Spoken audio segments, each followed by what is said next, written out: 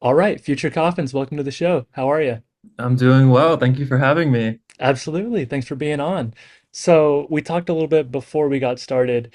I know a bit of your background, but I kind of just want to go through your journey in music. I know you produce, you DJ, you do design work, so you've done different flyers that I've seen as well as merch. I would love to just know how you have gotten into all that and kind of how it started and where you are now.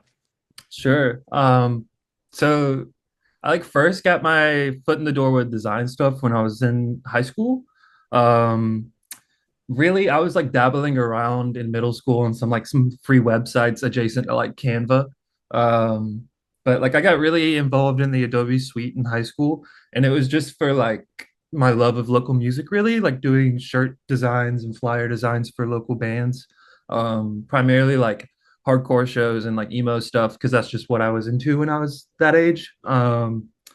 But it just sort of became a thing where I guess I sort of felt like I had a purpose because I was contributing to the scene by doing visual stuff. Um, That's really cool. I kind of fell in love with it though. It's fun to be able to collaborate with people and be a part of something that you're kind of not a part of, but be able to be I like your guys' aesthetic, I like your vision, and I think I could do something in that same world that still feels unique. So I feel like graphic design has kind of always been my number one thing. I love it so much, and it pays the best out of my hobbies. Really, that's So, interesting. um, but yeah, I got into DJing. I mean, I got into electronic music when I was a teenager too. I never contemplated DJing until I was probably about 20. I'm Mm, 25 now. Um, and it was really just through the modern day lineup of the modern hardstyle artists, primarily the Insomniac cats, like the Wasteland stage. So people Water Spirit, Yosef, Lil Texas, Dead X, like that crowd of people. Um, just because I'm born and raised in South Carolina, and I was just never really exposed to the crazier sides of electronic music until I was older. mhm. Um, but yeah, once I heard it, it was just a switch flipped in my head, and it was just the number one thing that made sense to me, I guess. Yeah.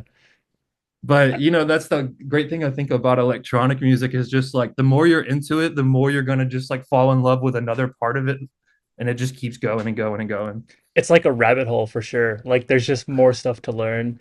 And I feel like we had a similar kind of thing because when I got into music, I was just going to shows, like seeing bands. I was never in a band, but I loved like rock music and metal and all that. And so I when I got into EDM, it was sort of it felt like it made sense because it had that same kind of energy, like the crowd's You're going so crazy, right. Yeah. but instead of like having to be in a band and like learn all these instruments and everything, you could kind of just like play music, and a lot of the Yeah. music, there you go, yeah. That's all you need. Yeah, and like it being so accessible because even if you didn't make music yourself, you could play other people's songs, with being a Yeah. DJ.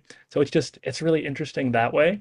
um but yeah, I thought it was cool how you mentioned graphic design as being kind of like an adjacent medium because you were like still kind of involved in like the hardcore scene through doing merch and graphics and that kind of thing because I feel like um you have a very strong brand, like when you see you online, it's very like cyberpunk futuristic, but also like it harkens back to that like hardcore like metal gothic kind of look, if that makes sense. For sure. Was that something that you did purposely, just stuff that inspired you? Yeah, I think so. That's pretty cool that you clocked me that way because that's kind of how I would describe it too. Hmm. Like growing up in the hardcore scene, I didn't really um I don't know. I feel like the whole futuristic cyberpunk sort of side of it came later on in life with just me growing as an adult and realizing that I kind of like to gravitate towards that side of things more. I grew up heavy watching all of the old Godzilla movies and horror movies and sci-fi stuff. So it's always been there. I just got so wrapped up in hardcore music and that's all I thought about for so long. Hmm. Once I sort of popped out of that bubble though, I don't know, it's just sort of feel like I had glasses on for a while and just was able to take those off and be able to be wow, there's so much more stuff I could be enjoying than just this set thing that I do every weekend. Right. Um, but yeah, I definitely feel over time, it sort of just formed itself which is cool. Mhm. I try to keep myself in line and try not to like force things too quickly and just like let things come out naturally how they do. Um, and I think the best thing for that really is like being limited as an artist. I think is so awesome because it's really taught me like I have to make every song by myself. I have to make every artwork by myself. I have to put it out by myself. I have to promo it by myself. Um, and I feel like once you like really get into the zone of doing that, it's like if I'm doing all this, I'm gonna make sure it looks exactly how I want it to look. I get it. I felt the exact same way. So a little bit of background on myself. I went to school for music production, and they have like you're in these crazy studios all day, but then you go back home and you just have your laptop. You know what I mean? Right. So Yeah, being limited in that way, where it's like, how can I make the best piece of art that I can through what I have? Not feeling like I need to be in the studio setting to like get the most out of it for sure. was a really big thing to me. So it's cool that you mentioned that. Yeah, But I definitely think that's one of the coolest things about electronic music too. Because like, or hip hop, underground rap is like a mhm, lot of that stuff's made on iPhones, you know? right. It's like being limited gives it a certain charm too. Like there's so many like popular rappers that have a sound that's just like shitty and that's their Hmm. thing. And it's like that's what they're known for and that's why it's cool. I Yeah. don't know. It's funny, like I've kind of built up a little studio over the years, but my last single that I just put out, I did the vocals recorded on my phone in my car, just because it gave it like that little, it was more of a vibe thing than like an actual quality thing. Like it being recorded on the phone kind of gave it, that feel that I was looking for, if that makes Sure. sense. Yeah. So I mean, it makes sense. I don't know. Like I like to look at it as more of like you're chasing the vibe of the song and what it's like asking of you Hmm. versus trying to make it perfect every time, Because that Yeah. was that was one thing that I was doing a lot was like, okay, this needs to be done like this, like this, like this, and like kind of following a cookie cutter kind of formula. But Sure. when you do the opposite and kind of just do like get into flow state and do what you're feeling, I feel is where the real magic comes out.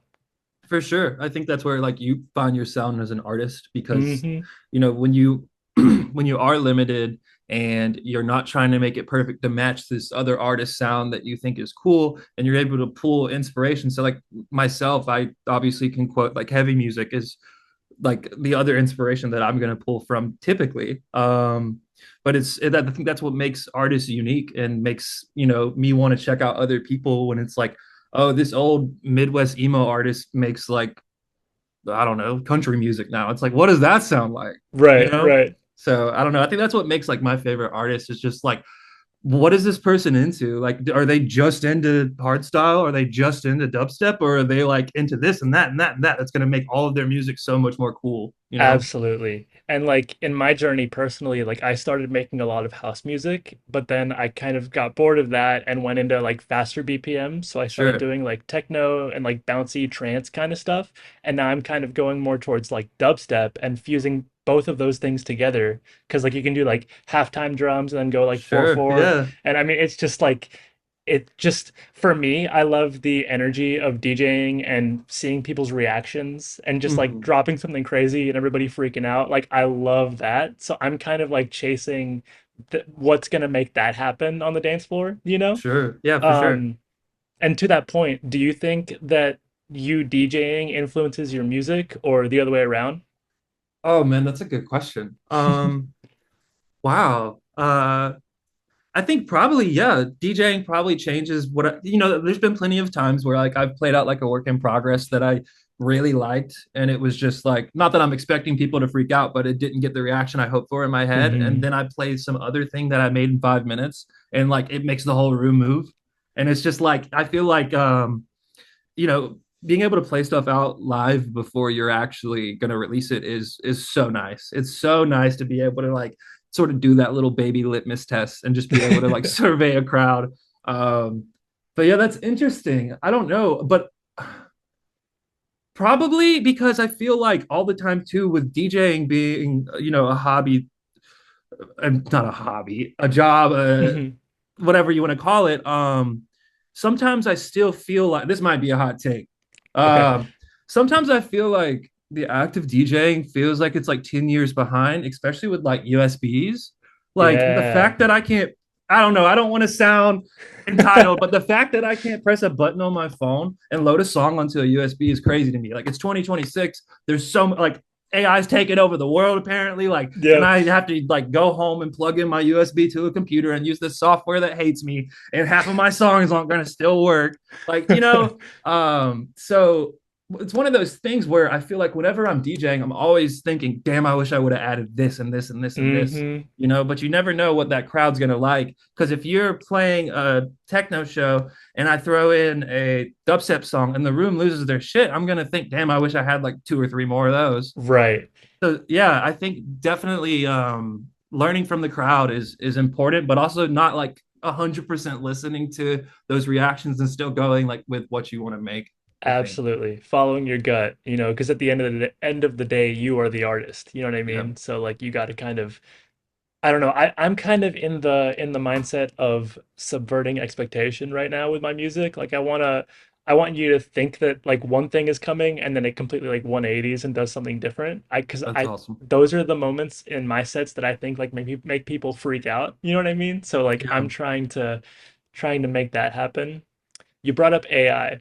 What are your thoughts on AI with you being not only a musician but also in like graphic design? Because I like to think of it as a tool, but a lot of people are Yeah. kind of using it as more of a crutch, if that makes sense. Like it's going too far one way, whereas Yeah. I think it can be helpful, but in certain circumstances, if that makes sense. So I would love to get your thoughts. Yeah, it's a pretty tricky question to answer. You know, I'm like, I don't use any AI Mhm. tools or anything when I work, and that's just like because of my own beliefs. Mhm. Um, but it's difficult, because a good example is like Antair's auto tune has AI built into it now. And Yep. so does Photoshop, and so does Canva, and so does literally everything. So does Google. So like I use AI. It's not necessarily me going and wanting to use it, and I'm sure there's ways for me to turn it off. Um, but I think the whole act of using an AI tool to create, like even something like stems or like a full song, it Mhm. kind of defeats the purpose to me.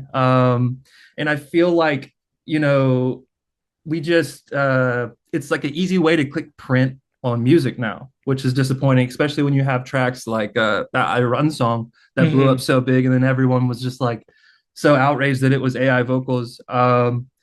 I don't know. It's interesting because it's so new, and it's one of those things where it's like people like to compare it to the internet, and I don't really foresee it going anywhere. And I know, I guess there's benefits to it, but Mhm. there's negatives too. And I just feel like at the end of the day, aside from any of like the political side of things involving like the environment of it or anything, Mhm. um, I feel like if my honest truth is, since AI has been normalized. It's really killed a lot of my creative drive. Um, Mm. because before generative image AI came out, like if someone wanted album artwork or wanted an image of something, you had to make it. And Right. like that's how I made my money in college and high school and now. So Mhm. it's like it's one of those things where whether you like it or not, like you're going to lose a lot of clients as a graphic designer because a lot of people don't care that it's AI art. Right. And that's understandable because like I didn't have the same upbringing as them and we don't think the same way, but it's a little disappointing sometimes when like you see people that you used to work with and get paid from and now they're using AI art. Mhm. Especially when it so frequently ties back to like it being just often stolen from a different artist if you're using the image stuff. Um, yeah, I don't know, dude. That's a really steep slope. I'm sorry. I feel like I'm No, it kind of is. word vomiting. I'm just not good at talking about AI just because I don't know. I don't want to sound. I like to speak about things matter of fact, but that one's Mhm. kind of hard for me to speak matter of fact about. I fully agree. And like it kind of blurs the lines, with us being creatives, like because somebody could be using AI and you wouldn't know until like it gets taken off of Spotify or like whatever it might be, like the I Run song you mentioned. Like it's Yeah, weird, and I just feel like people are I don't know.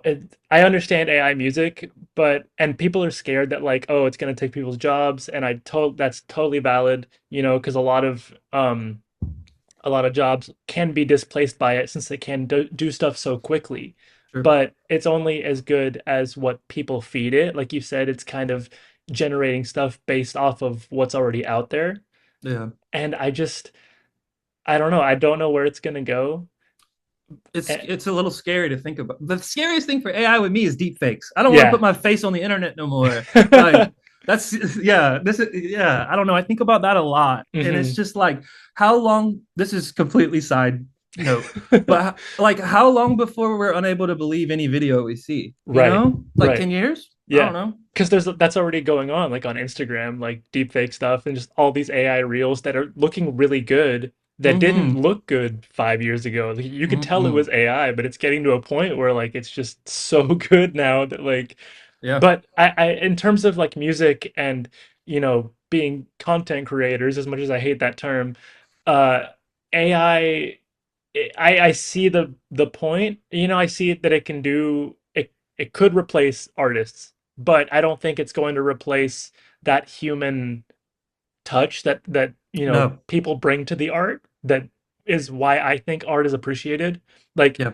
if imagine going to a museum and all the paintings were AI made, and they're AI made, versus like you have one painting made by a famous artist, and you're like, oh, this has like this and this, and you can tell this took them 20 days to make, or like whatever it is, you know what I mean? Like, Absolutely. that's something that I don't think can be replaced by AI. And I agree. that's why I think like the whole AI taking people's jobs isn't as warranted as people like, shouldn't be as, worrisome as people think it is, if that makes Yeah. sense.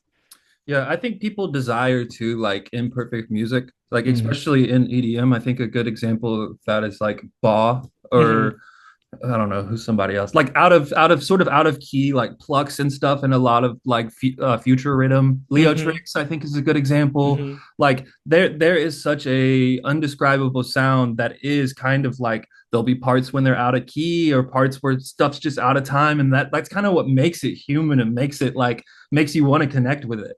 Yeah, that's one thing I've been trying to do in my music is more like humanization elements that make it feel less polished. Because like I Sure. said, like before I was kind of chasing like, okay, this is like how an EDM song should be versus Yeah, like what's cool about this idea. You know what I mean? for Like, sure. so it's super interesting, and I think there's something cool about it, how like we are in like electronic music and like working on laptops and all this stuff, but like trying to make that human, and kind of like Yeah. the juxtaposition of that, like working on a computer, a human working on a computer without AI, and trying to keep that human flavor in it Yeah. is really cool. It is. It is. It's such a interesting like line in the sand, I think, for hmm music right now.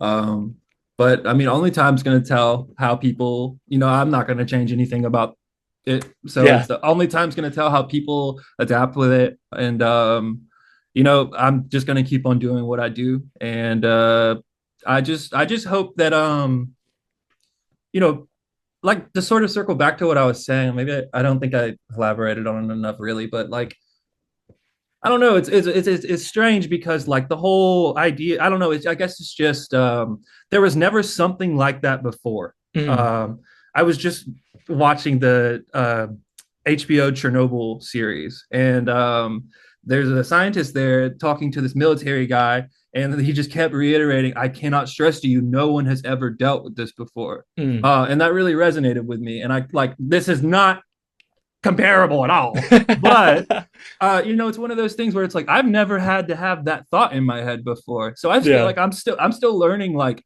how to interpret it, how to understand it. It's just so strange to me. hmm But I think the best thing that we can do is just like stick to what we like to do and what we're good at. And in the future, tools are going to come out that help us, and I'm sure we'll use them. Just like people switch from using hardware to using digital DAWs, because I know that was a whole war in itself too. But I'm just really not sure. I'm really not Yeah. sure. I think that the most important thing in music is soul, and I think when you're just writing a prompt, you lose that. I fully agree. So You released an album last year, and we're coming up on the 1 year anniversary of it. Yeah, that's crazy. What are your thoughts? Because you've put out more stuff since then. I know you remixed one of my songs. We did a collab. You just put out a new single as well. Yeah. But how does releasing singles compare to releasing an album? Oh man. I do think that singles are the way to go in Hmm. 2026, and I think they kind of have been for a while. But there's something like nice about like sort of losing yourself in a project and like wanting to like fit it all under the same umbrella and like transition together nicely. And I just hadn't done that. And I think I just was really craving to want to do that. Mm. So that's why the album came. But it's as a small independent artist, it's so hard to push an album. It's so hard. It's hard to Um, push music in general, whether yeah, it's a yeah, whether it's a single or an album, for sure.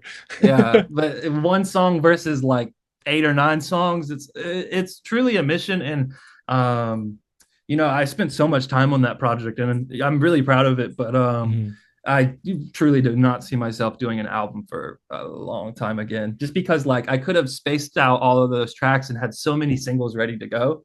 Um, but I'm happy how I did it. I really enjoy that project, and I don't think albums should be a thing that die. But I just think that we kind of live in a generation where a lot of people have a very short attention span. Not their fault. It's Instagram Reels fault, I guess. But Abs- Absolutely. Hang yeah, on. strange flus for like the past 2 weeks, Hmm. and my girlfriend was just fine, and I'm like kind of over it now, and Yeah. it just hit her yesterday. So It has been going around. I mean, it's all over the place. I'm surprised with like how busy I am on the weekends because I play shows like Thursday, Friday, Saturday that I haven't caught anything because yeah.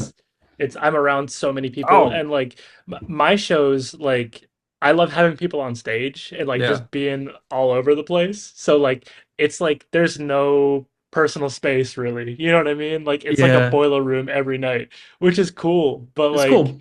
sometimes it's like, man, I don't feel too hot this morning, you know? And No, I'm like, I get you. I like before I moved I live in North Carolina now, but I used mm, to live in Columbia mm, and South Carolina. yeah, And before I moved, like I was involved with like a collective there, and every show mm, that we'd have, we would just have like at least 10 people behind us. And yeah, at first it was cool because like I got my team behind me, but after a while, dude, I'm so easily overstimulated. And like if yeah, I'm already DJing, I'm yeah. overstimulated. Like I'm trying to keep my cool, and then there's like Hmm.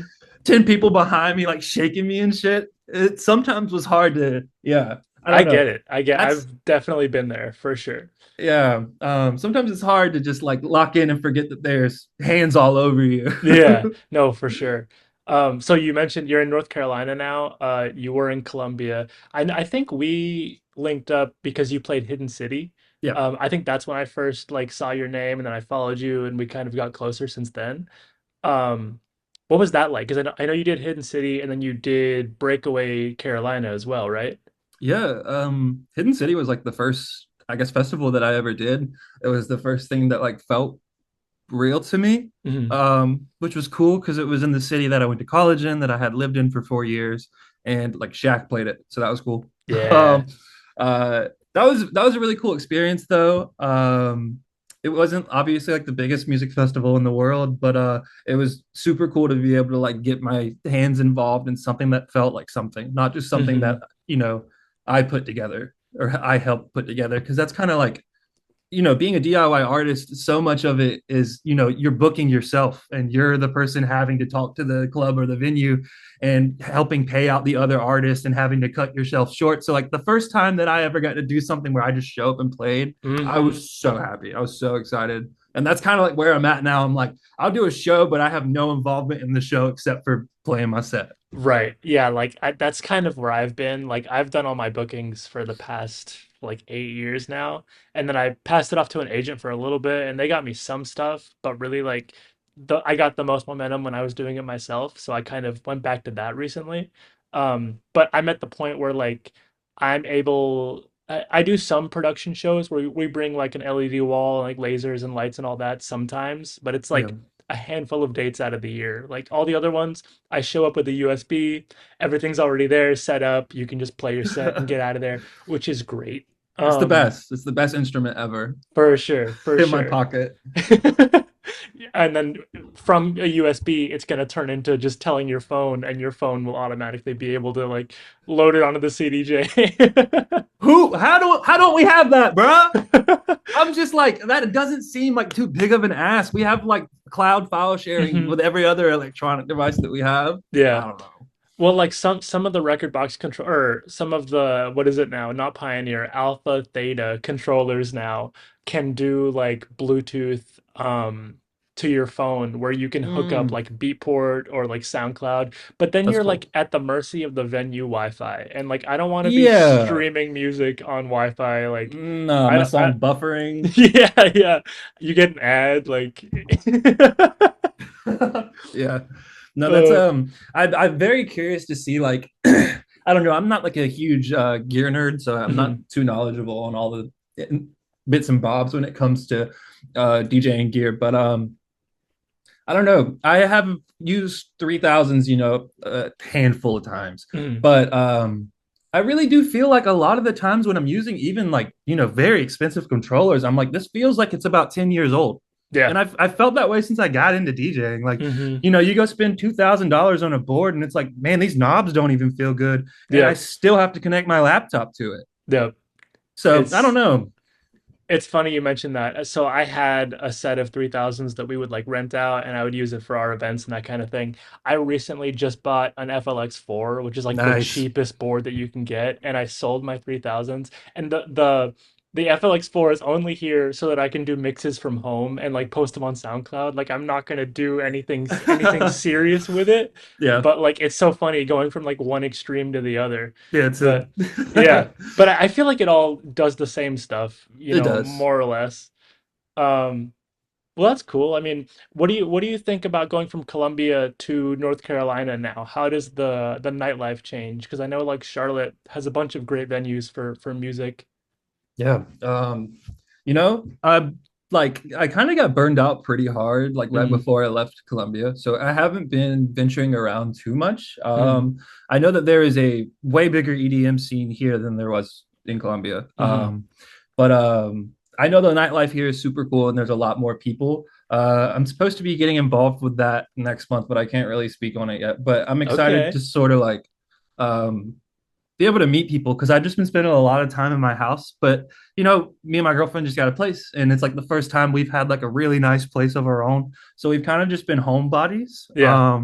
But it's been nice because in return, I've just been like working on music like crazy, and I've had Hmm. like a good amount of drive and passion to want to create.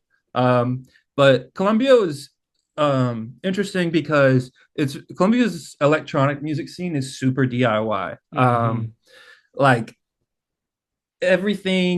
every artist that's playing the bill is moving subs inside the building before and after the show. Yeah.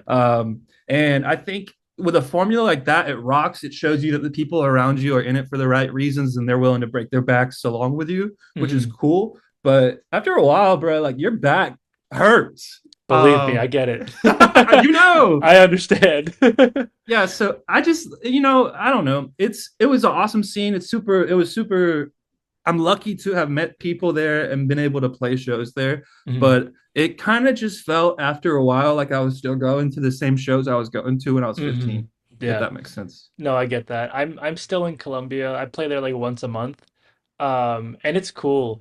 I mean, my sister just moved near there, so like I have an excuse to go see her whenever I'm in town. Nice. Um, but like I don't know, I feel like each city has its own little pocket. You know what I mean? Yeah. And it can be so different from place to place. Like you go to Columbia, you go to Charlotte, you come to Atlanta where I'm at, like it's so Yeah. different. Night and day, seriously. Yeah. But like, I don't know, there's something cool about it. I just love exploring and like you said, like making new friends, making connections. Because one thing, a lot of creative people in our industry, they tend to see connections as an asset or like Yeah, a networking tool versus instead of just like making a friend. And for I sure. find that to be much more fulfilling. And like, if you can line something up with your friend, you're much more willing to do it versus just like, oh, let me see what I can get out of this guy. You know what I Yeah, mean? Like, it's a whole different thing.